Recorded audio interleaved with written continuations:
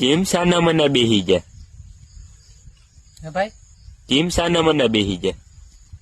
આ જોવ ને આ વરસાદ રડાવ્યા ભાઈ. આ હાલત તો જો મારે 5 વીઘાના પાથરા પડ્યા. ખેડૂની આવી હાલત છે. આ મેં 4 દિવસ ત્યાં આવું જ થાય મારે આને ઉપાડીને. કાલ કાઢવાની હતી તો કુદરતનો વરસાદ આવી ગયો ભાઈ. આમાં શું કરવું? તો કીને કહેવા જવું?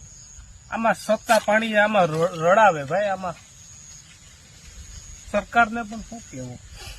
સરકારને મારે એક જ વિનંતી છે કે અમે જે પાક ધિરાણ લીધી ને ભાઈ, એ એક અમારી એક માફ કરી દે ને. બાકી તો સોયાબીન પણ એમ શું, પછી અમારે આંબામાં પણ એવું શું તો વરસાદ આવી ગયો તો સોયાબીન પણ સતત સોયાબીન પાકી જાય, વરસાદ આવ્યો અને એ ઉગી જાય, એ પણ પાક ફેલશો. હવે આ મગફળીનું આપણે કાઢવાનું આવ્યું તો તમે આ હાલત તો જો ખેડૂતની અટાણે થઈ ગઈ.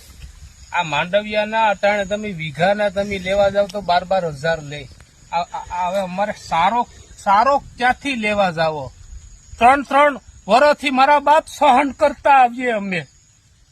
કોઈ અમારે હામું નથી જોતું. ખેડૂત અટાણે હાવ પાયમાલ થઈ ગયો ભાઈ. સરકાર સર્વે કરાવે ત્યાં 3 વર્ષ હોયા જાય.